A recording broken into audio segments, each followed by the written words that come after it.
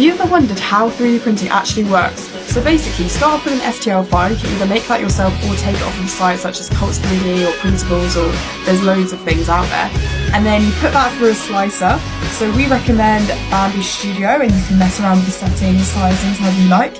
And then you choose a brand of filament. We do also have a video up about that. And the filament gets heated through this nozzle, and then it's going to lay out the first layer, which all 3D printers know is super important. And then it just repeats the same pattern, almost like honeycomb, until it's done. Then you leave it to cool for a bit, crack it off the build plate, and it's all done and dusted, ready to sell, ready to keep or gift. Follow for more about 3D printing.